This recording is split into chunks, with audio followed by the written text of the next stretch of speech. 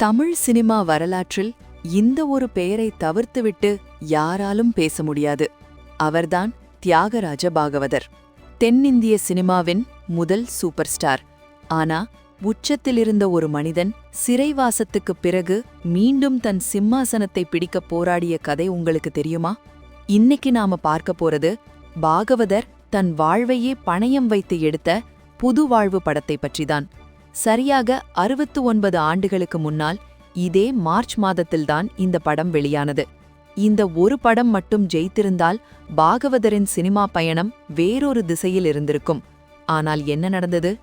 ஏன் இந்த படம் பாகவதருக்கு பெரிய அடியாக அமைந்தது? விரிவாக பார்ப்போம்.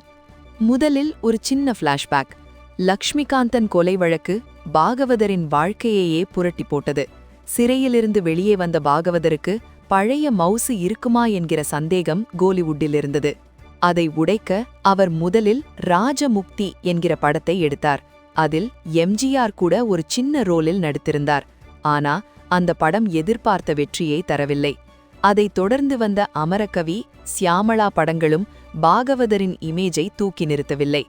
இந்த ஒரு இக்கட்டான சூழலில்தான் நாமளே களத்தில் இறங்குவோம் என முடிவெடுத்த பாகவதர் தானே தயாரித்து தானே இயக்கி ஹீரோவாகவும் நடித்த படம்தான் புதுவாழ்வு.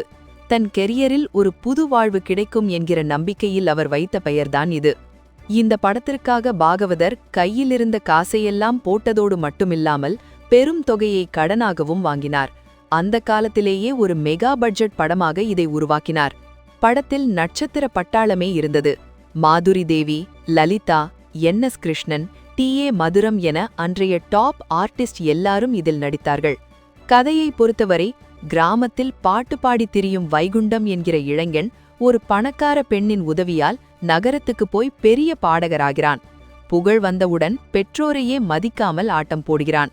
இறுதியில் எப்படி திருந்துகிறான் என்பதுதான் ஒன்லைன். இது ஒரு எமோஷனல் டிராமாவாக இருந்தாலும் இதில் ஒரு பெரிய ரிஸ்க் இருந்தது. படத்தின் உண்மையான பலமே அதன் இசைதான். ஜி. ராமநாதன் மற்றும் சி.என். பாண்டுரங்கன் இசையமைத்திருந்தார்கள். பாரதியாரின் புகழ்பெற்ற சுட்டும் விழி சுடர்தான் கண்ணம்மா பாடலை பாகவதர் அத்தனை மென்மையாக பாடியிருப்பார். இன்னைக்கும் அந்த பாடல் பலருக்கு ஃபேவரேட். படத்தில் மொத்தம் 18 பாடல்கள். யோசிச்சு பாருங்க, ஒரு 5 நிமிஷம் நடிப்பு இருந்தா அடுத்த 5 நிமிஷம் ஒரு பாட்டு வரும். இந்த அப்டேட் பற்றி நீங்க என்ன நினைக்கிறீங்க? ஒரு படத்தில் 18 பாட்டுகள் இருந்தா இப்போ இருக்கிற ஆடியன்ஸ் பார்ப்பாங்களா? கமெண்ட்ல சொல்லுங்க. ஆனா இந்த 18 பாட்டுகள் தான் படத்துக்கு பலமாகவும் அமைந்தது. அதே சமயம் பலவீனமாகவும் மாறியது. மக்கள் மெல்ல மெல்ல பாடல்களிலிருந்து யதார்த்தமான வசனங்களை நோக்கி நகரத் தொடங்கிய காலம் அது. இங்கேதான் ட்விஸ்ட். பாகவதர் இந்த படத்தை இயக்கிய விதம் சினிமா விமர்சகர்களால் கடுமையாக விமர்சிக்கப்பட்டது. அவருக்கு படத்தில் அனுபவம் இருந்தாலும் டைரக்ஷன் என்பது வேறொரு கலை. அந்த நுணுக்கங்கள் தெரியாமல் அவர் செய்த சில தவறுகள் படத்தை மெதுவாக்கின. இன்னொன்று, இந்த படம் பாகவதரின் முந்தைய சூப்பர் ஹிட் படமான ஹரிதாஸ் கதையை அப்படியே உல்டா பண்ணியது போல இருந்ததாக பேசப்பட்டது.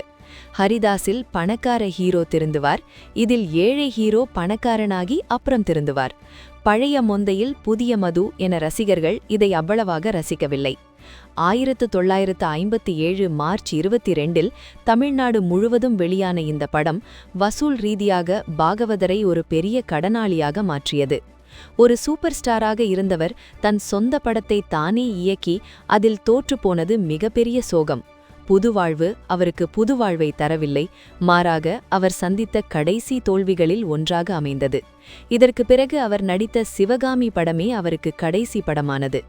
69 வருடங்களுக்கு முன்னால் பாகவதர் பட்ட அந்த போராட்டம் இன்னைக்கும் வளர்ந்து வரும் நடிகர்களுக்கு ஒரு பாடம். திறமை மட்டும் போதாது, காலத்திற்கு ஏற்ப நம்மை மாற்றிக்கொள்ள வேண்டும் என்பதற்கு பாகவதரின் இந்த புதுவாழ்வு ஒரு சாட்சி. இந்த படத்தை நீங்க பார்த்திருக்கீங்களா? அல்லது பாகவதரோட பாடல்கள் உங்களுக்கு பிடிக்குமா? மறக்காம கமெண்ட்ல சொல்லுங்க. அடுத்த வீடியோவில் ஒரு சுவாரஸ்யமான சினிமா தகவலோடு சந்திப்போம். நன்றி.